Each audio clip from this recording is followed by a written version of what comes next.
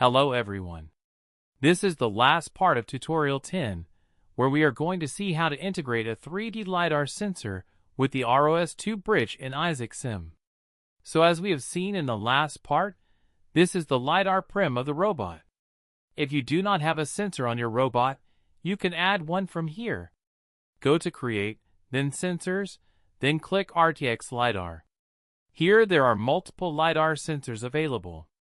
I am showing the Hesai XT32 sensor, so click on it. Here you can see the sensor is added in the environment with its body, and you can see its complete articulation tree in the stage panel. This Panda XT_32_10 Hz is the sensor. Here I am going to use the existing LiDAR sensor on the robot, so I am deleting this sensor.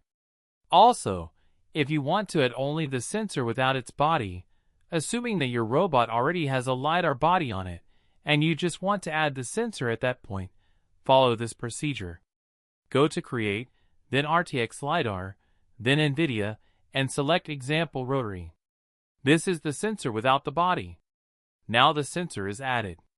Let's check that in the stage panel, and here is the sensor. Select this sensor. Using this arrow, you can change its position, or in the Properties section, you can directly set the transform values. Below this, there are configurations for this sensor, which you can change according to your sensor specifications. As I mentioned, we are going to use the existing sensor, so let's delete this sensor. Now this is the existing sensor for the Carter robot. As you know, to get its data on a ROS2 topic, we need to create an action graph, so let's start that. Create an action graph, drag this action graph into the Graphs group, and rename it to ROS_LiDAR 3D. Now click on Edit Graph. If you have seen the previous parts of this tutorial, you will get an idea of which blocks are needed here. So pause the video and try to make your own action graph. I hope you have got some starting idea. Now I am showing the action graph. As we know, firstly we need the on playback tick block, then the ROS2 context block. Here is a catch in this simulation. To create the LiDAR sensor, NVIDIA has used the camera element internally, which is why you can see that in the stage panel the LiDAR prim is showing a camera icon. So we need to configure it accordingly. For that, we need the Isaac Run 1 simulation frame block. This gives one frame of the simulation. Then we need to send these steps to rendering. So for that we use the Isaac Create Render Product block. Finally, we need the ROS2 Publisher, which is the ROS2 RTX LiDAR Helper block. If you do not understand any procedure, or if you are getting any error that did not occur for me in this tutorial, you can put that issue on my Discord channel, where we can help each other by solving the problem and learn Isaac Sim and Isaac Lab in a better way. Now connect the blocks as I am showing. Connect the ROS2 context, then tick to exec in and exec out connections. Then select this block, and here we need to give the target prim of our sensor, which is XT_32_10 Hz. So select this prim. Finally, connect the render product path. Now click on this block. In the Properties section, you can change the frame_ID and topic name, and also you can change the message type.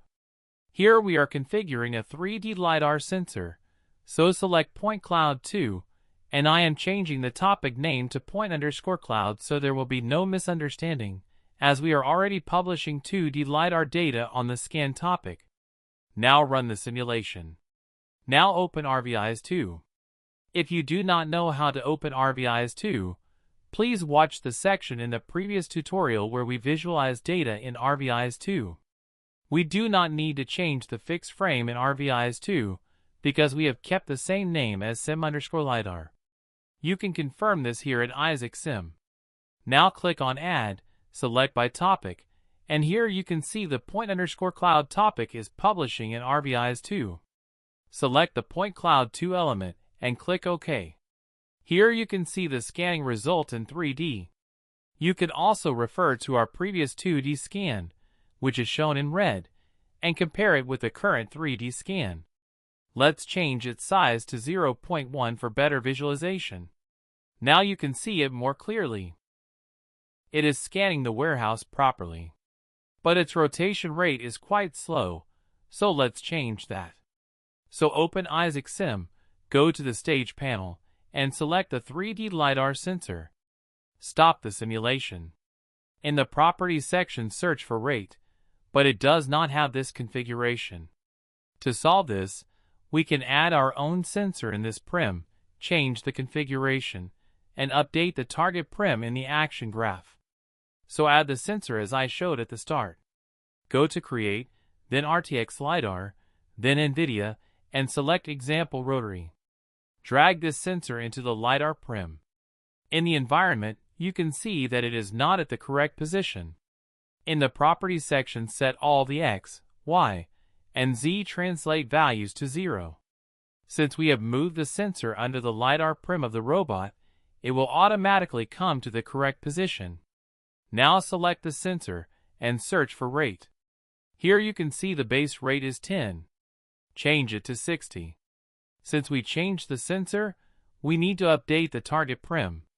So select the ROS2 RTX LiDAR helper block and update the camera prim. Select the example_rotary sensor and run the simulation. Now let's check the result in RVIS2. You can see the result is more stable because the rotation rate is increased. But you can observe that our 3D scan and 2D scan are not aligned properly. Let's fix that. Go to Isaac Sim, and in the stage panel select the sensor.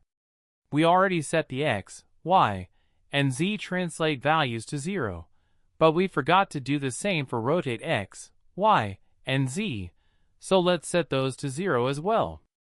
Now run the simulation and check the result in RVIS2. Now you can see we are getting the correct scan of our environment.